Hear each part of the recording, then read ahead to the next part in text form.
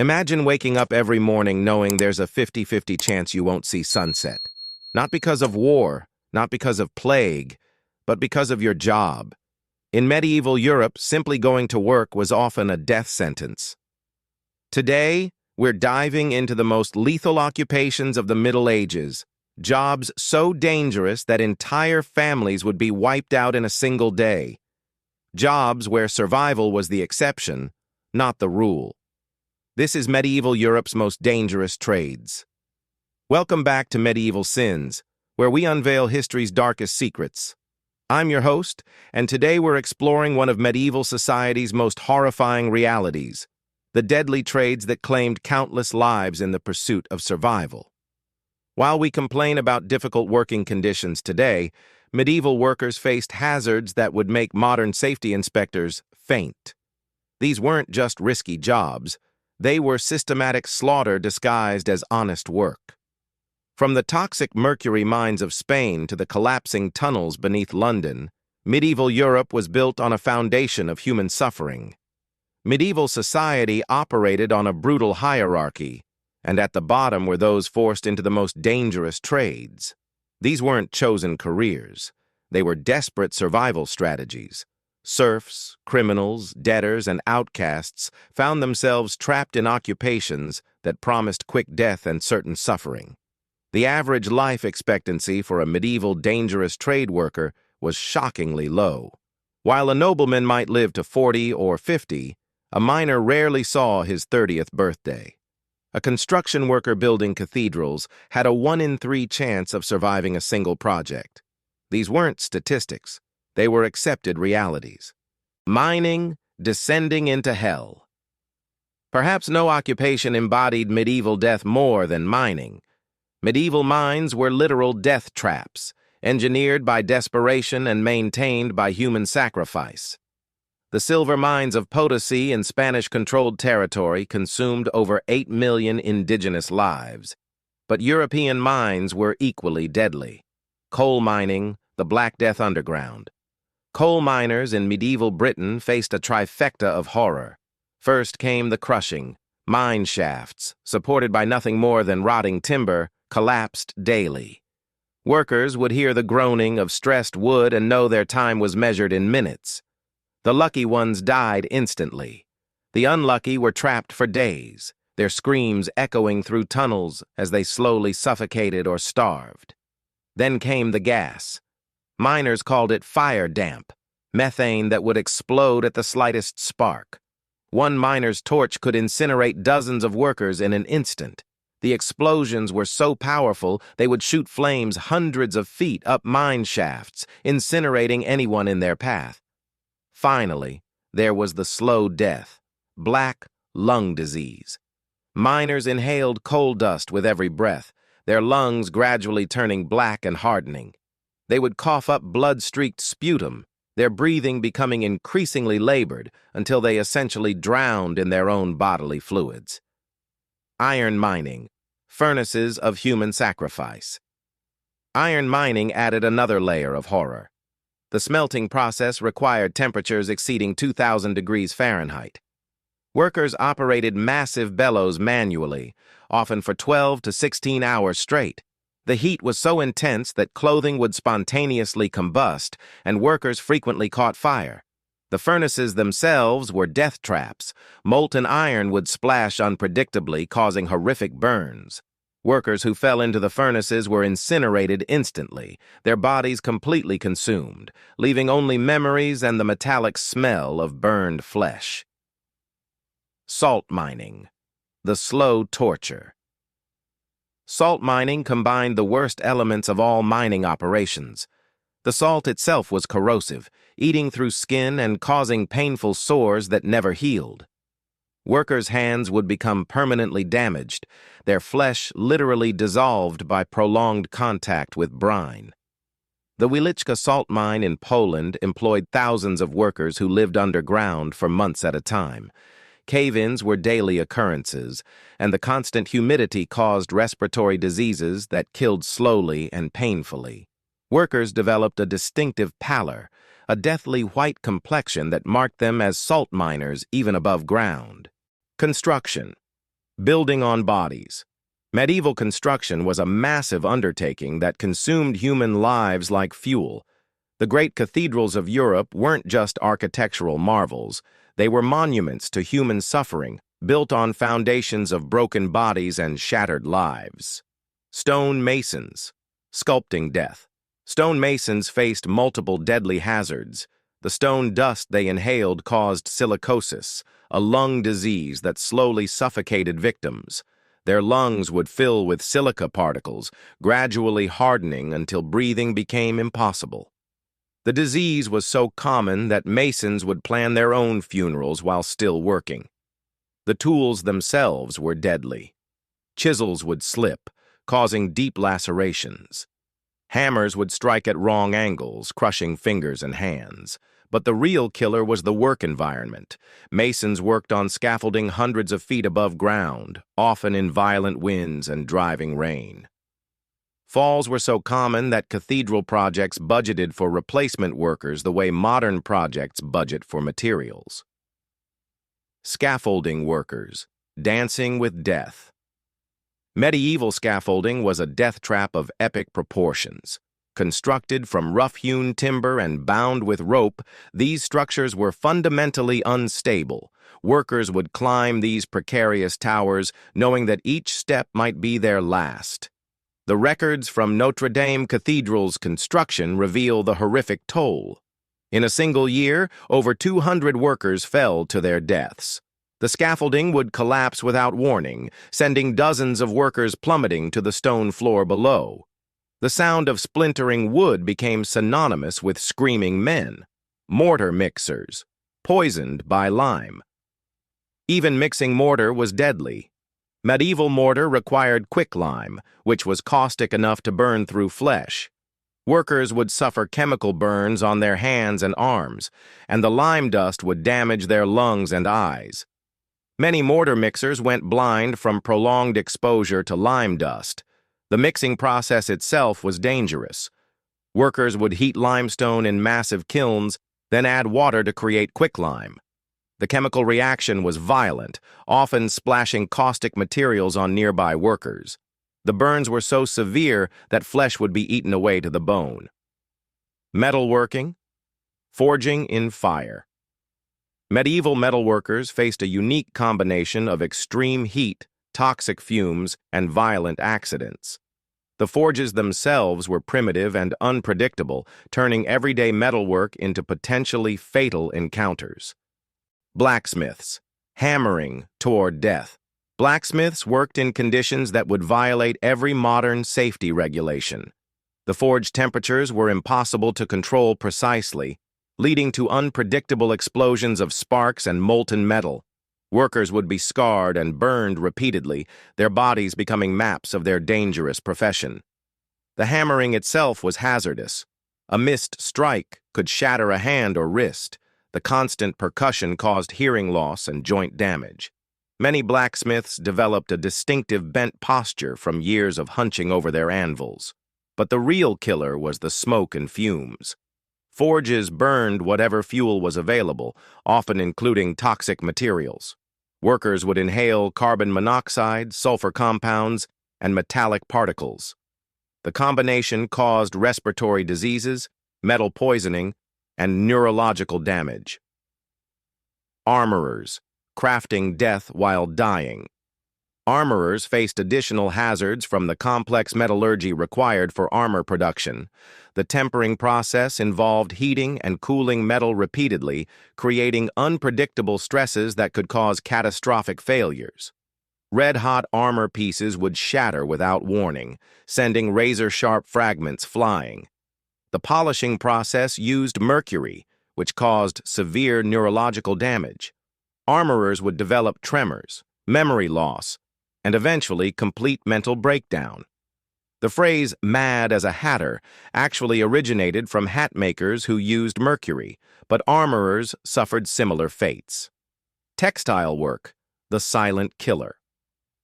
While textile work might seem less dangerous than mining or construction, medieval textile production was a death trap that claimed lives through slow poisoning and industrial accidents. Dyers. drowning in poison. Medieval dyes were created from toxic materials that would kill workers slowly but surely.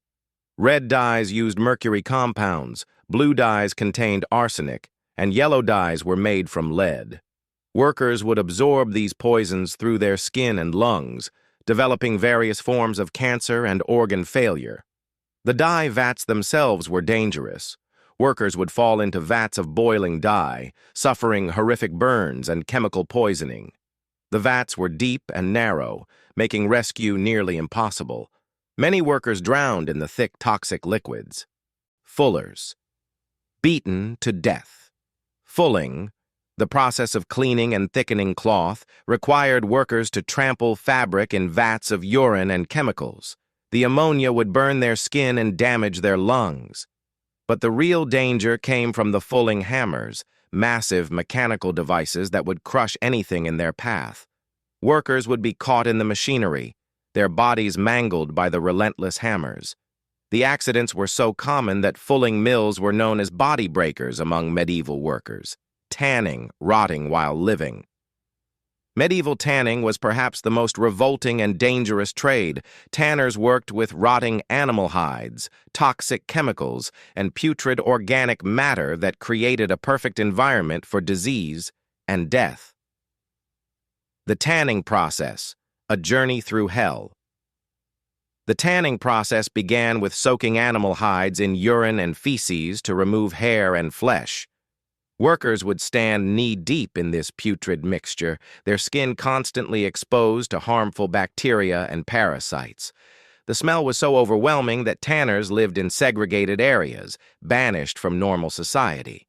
The chemicals used in tanning were equally deadly. Tanners used oak bark, which contained high levels of tannins that caused cancer. They also used lime, which burned through skin and clothing. The combination of toxic chemicals and organic decay created a workplace that was essentially a biological weapon. Disease and death tanners suffered from numerous diseases caused by their work environment. Anthrax was common, contracted from infected animal hides. The disease would cause painful skin lesions and eventually death. Tetanus was another frequent killer, entering through the countless cuts and wounds that tanners inevitably suffered. The life expectancy of a medieval tanner was shockingly low. Most died before age 30.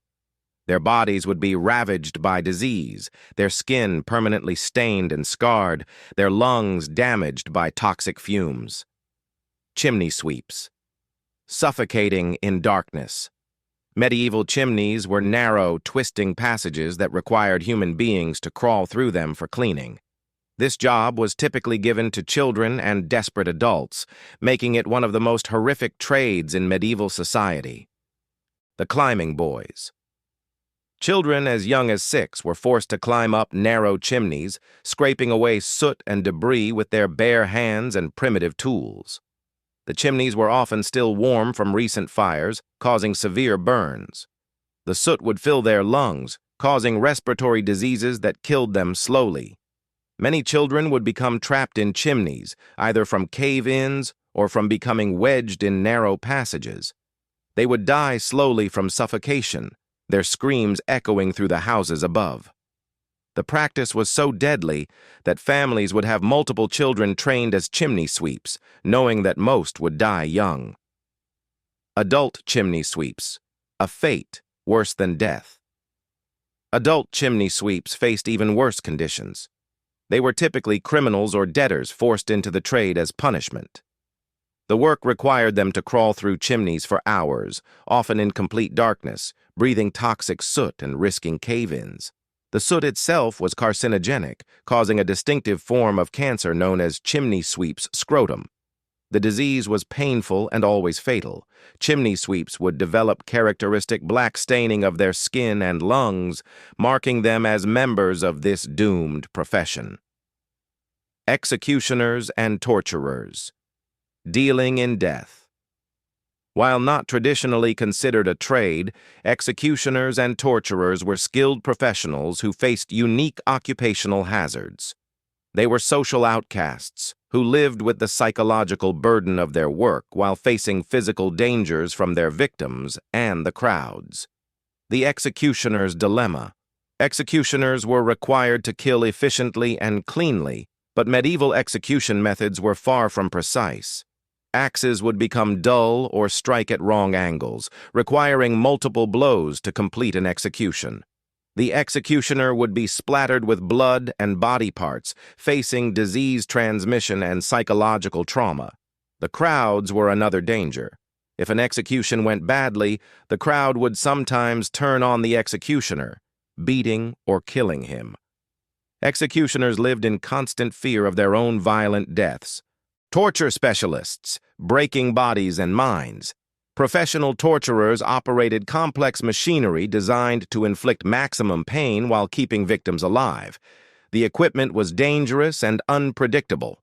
Racks would break suddenly, crushing both victim and torturer. Branding irons would explode from overheating, causing severe burns. The psychological toll was enormous. Torturers would develop severe mental illnesses from their work, often ending their own lives. The profession was so reviled that torturers were buried in unmarked graves, their families forced to change their names. Glass-blowing. Breathing fire. Medieval glass-blowing required workers to manipulate molten glass at temperatures exceeding 2,000 degrees Fahrenheit. The work was incredibly dangerous, with workers facing burns, toxic fumes, and explosive accidents. The furnace workers. Glass-blowing furnaces were massive structures that burned constantly. Workers would feed the furnaces with wood and coal, often working 16-hour shifts in extreme heat. The temperatures were so high that workers would suffer heat stroke regularly. The furnaces themselves were unstable. They would collapse without warning, burying workers under tons of burning debris. The molten glass would splash unpredictably, causing severe burns that often proved fatal. The toxic environment. The glass-blowing process released numerous toxic gases, including lead vapors, arsenic compounds, and carbon monoxide. Workers would develop lead poisoning, causing neurological damage and death. The combination of extreme heat and toxic fumes created working conditions that were essentially lethal. Conclusion: the price of survival. Medieval Europe's most dangerous trades weren't just jobs. They were systematic human sacrifice disguised as economic necessity. The men, women, and children who worked these deadly occupations weren't heroes or volunteers. They were desperate people trapped by circumstances beyond their control. These trades built medieval civilization, but at a cost that's almost impossible to comprehend. Every stone cathedral, every piece of armor, every length of cloth was created through human suffering on an industrial scale. The workers who made medieval life possible were ground up in the machinery of survival. Their lives measured not in years, but in days survived. The legacy of these dangerous trades extends far beyond the Middle Ages. They represent humanity's willingness to sacrifice the powerless for the benefit of the powerful. They remind us that progress often comes at a price, paid by those who have no choice but to pay it. As we've seen throughout this exploration, medieval dangerous trades weren't just occupational hazards. They were organized systems of human destruction. The workers who built medieval Europe did so with their blood, their lungs, and their lives. Their sacrifice created the world we inherited, but their suffering should never be forgotten. The next time you see a medieval cathedral or castle, remember the countless workers who died building it. Remember the miners who suffocated in darkness, the construction workers who fell from great heights, the metal workers who burned in their own forges. Remember that medieval civilization was built on a foundation of human bones, and those bones belong to the forgotten workers who paid the ultimate price for survival. The Senghenid disaster, a testament to medieval mining's deadly legacy. But no discussion of dangerous mining would be complete without examining one of history's most devastating mining disasters, the Senghenid explosion of 1913. While this occurred after the medieval period, it represents the deadly culmination of centuries of medieval mining practices that valued profit over human life. The village built on death. The village of Senghenid in Wales grew around the Universal Steam Coal Company pit when coal mining began there during the 1890s. This wasn't unusual. Throughout history, entire communities were built around dangerous mining operations, their very existence dependent on the willingness of men to risk their lives underground. The Universal Pit was a death trap from the beginning. As railway links improved and the demand for coal increased, deep pits became much more profitable to work, despite the difficulties of mining under these circumstances. Working in confined spaces, floods, gas, and dust. These were the exact same dangers that had been killing medieval miners for centuries. The first warning. In 1901, there was a severe explosion in the pit when 82 workers were killed. 82 men died in a single blast of fire and gas, a horrific number that should have served as a warning. But the medieval mindset persisted. Profit mattered more than lives. The explosion of 1901 was caused by the same fire damp that had been killing miners since medieval times. The gas would accumulate in poorly ventilated tunnels, waiting for a single spark to ignite it. When it exploded, it would race through the mine shafts at incredible speed, incinerating everything in its path. The surviving workers described the horror in detail. They spoke of seeing walls of flame racing toward them, of hearing the screams of men caught in the fire, of the choking smoke that filled their lungs and burned their eyes. Those who survived did so by pure luck. They happened to be in areas where the flame didn't reach, or they managed to reach safety before the toxic gases could kill them. The bigger disaster. But the mine owners learned nothing from the 1901 disaster. 12 years later, on Tuesday, the 14th of October, 1913, there was another disaster in the same pit, the most severe in the history of the Welsh coal industry. 439 men and boys were killed. 439 human beings died in a single day. To put this in perspective, this was more people than lived in many medieval villages. An entire community was essentially wiped out in minutes. The disaster began at 8:10 in the morning. The miners had been working for just over an hour when the explosion ripped through the pit. The blast was so powerful that it could be heard for miles around. Windows in nearby houses shattered from the force. The ground itself shook as if from an earthquake. The descent into hell. What happened next was a scene from medieval hell. Rescue workers descended into the mine, not knowing if they would survive the toxic gases and unstable conditions. They found bodies everywhere, some burned beyond recognition, others killed by the toxic carbon monoxide that followed the explosion. The rescue efforts continued for days. Teams of men would go down into the mine, searching for survivors and recovering bodies. Many of the rescuers were overcome by gas and had to be carried out unconscious. Some never recovered from the poisoning they suffered during the rescue attempts. The bodies that were recovered told the story of the disaster. Some miners had been caught directly in the explosion and were burned to death instantly. Others had tried to escape but were overcome by the toxic gases. Still others had been trapped by cave-ins caused by the explosion and had suffocated slowly in the darkness. The medieval mindset persists. The response to the disaster revealed how little had changed since medieval times. The manager and owners of the pit were prosecuted as a result of the disaster of 1913. But the result was a disappointment for the workers and their families in their mourning.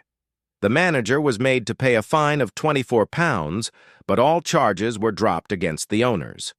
On appeal, they were ordered to pay a fine of £10 and costs of £5, 5 shillings. £10 for 439 lives. That's about 23 cents per dead worker, less than the cost of a single candle in medieval times. The message was clear. Worker lives were essentially worthless. The mine owners faced no real consequences for their negligence, just as medieval mine owners had faced no consequences for the deaths of their workers. The continuation of medieval brutality. The pit was worked until 1928. Despite killing 521 people in 2 disasters, the mine continued operating for another 15 years. More men descended into the same shafts where hundreds had died, risking their lives for the same owners who had already proven they cared nothing for worker safety. This was the medieval mindset in action, the belief that some lives were expendable, that profit justified any amount of human suffering. The techniques might have improved slightly, but the fundamental attitude toward worker safety remained unchanged from medieval times. The legacy of forgotten dead. Perhaps most telling of all, no memorial for the victims was unveiled until 1981. For 68 years, the 439 men and boys who died in the Scaffolding disaster were forgotten, their sacrifice unrecognized. This, too, was a continuation of medieval tradition. The deaths of working people were not considered worth commemorating. The Scaffolding disaster represents the ultimate expression of medieval mining's deadly legacy. It shows how the casual disregard for worker safety that characterized medieval dangerous trades continued well into the modern era. The specific techniques may have evolved, but the fundamental willingness to sacrifice human lives for profit remained unchanged. The price of silence.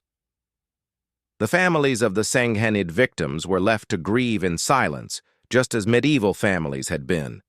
They received no compensation, no apology, no recognition of their loss. The wives became widows, the children became orphans, and the community was devastated. All so that coal could be extracted more cheaply. This is the true legacy of medieval dangerous trades. It's not just about the specific techniques or tools used. It's about the fundamental attitude toward human life that made such trades possible. The belief that some people's lives are worth less than others, that profit justifies any amount of suffering, that the powerful can sacrifice the powerless with impunity. The Scaffolding disaster proves that medieval attitudes toward worker safety persisted long after the Middle Ages ended.